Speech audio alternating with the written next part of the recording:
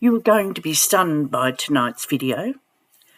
So we need to set a bit of background to set up the stage. There is an intersection in building between the building legislation and other regulations and acts. There is a legal concept called deceptive or misleading conduct, which you've probably encountered as part of your life's experience.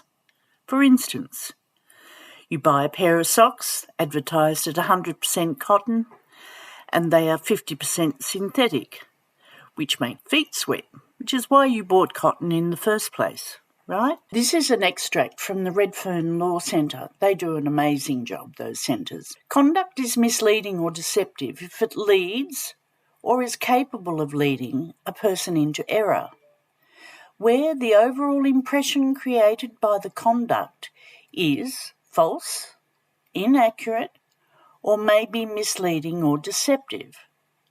It covers a wide range of activities, including things made in writing, oral statements, and importantly, remaining silent in some circumstances. Now you have the background, are you ready?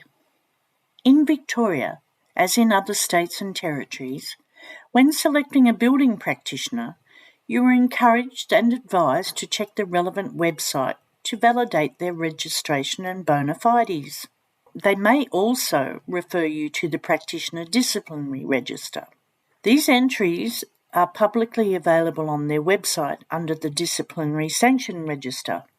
As you can see here, it is generally the same in other states also.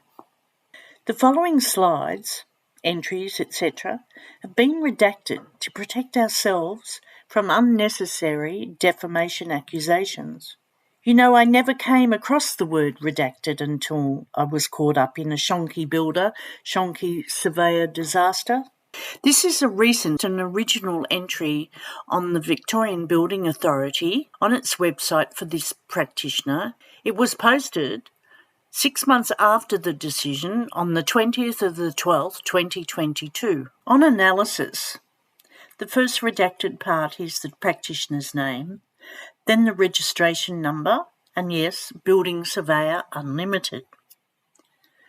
The next line, disciplinary proceeding, was before the Building Practitioners Board inquiry, and the decision date was the 20th of the 12th, 2022. Project site location was various sites. The practitioner received reprimands and a monetary penalty of $12,000. He also had to pay one half, $85,251 of costs, which amounted to $42,625. There is no actual detail here, but please stay with us while I draw your attention to a couple of things. All will become clear.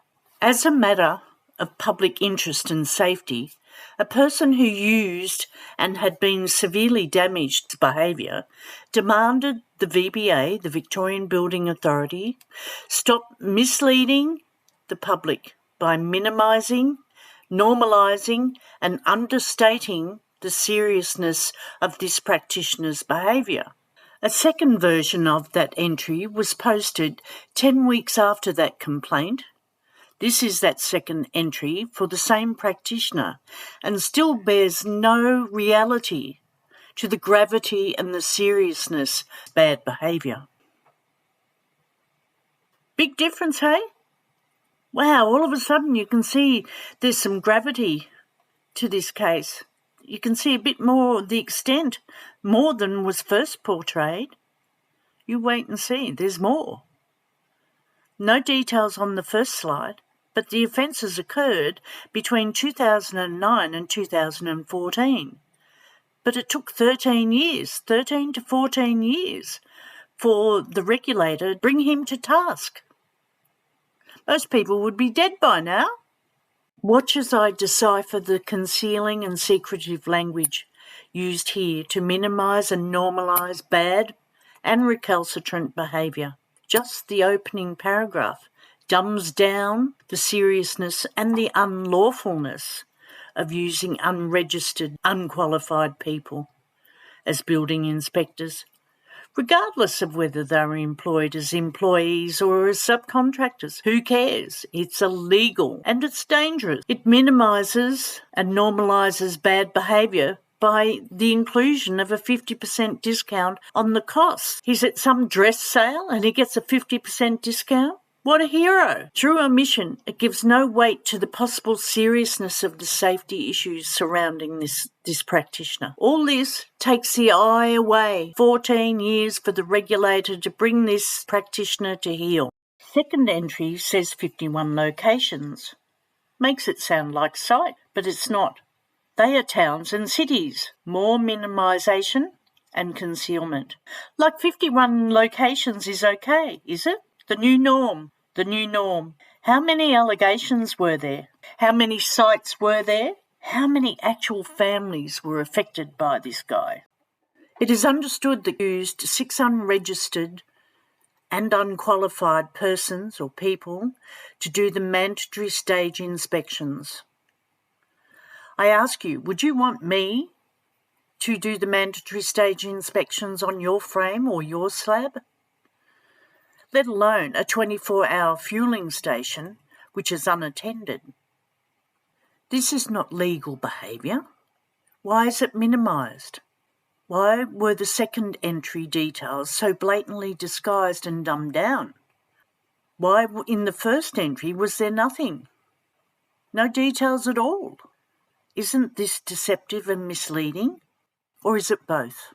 In 2016, the VBA took action by prosecuting a woman in Gippsland for 250 counts of practising as an unregistered building inspector. This occurred while she was working for 2 building surveying companies in the area. Does this ring any bell? There are no surprises here. 250 counts of practising as an unregistered building inspector. The 250 false inspections. How many families were affected? I wonder what happened to those people. She received a conviction, a recorded conviction, which means that she no longer fits under the fit and proper person status. And this is what they're all concerned about. They'll lose their fit and proper person status, therefore they'll lose their licence.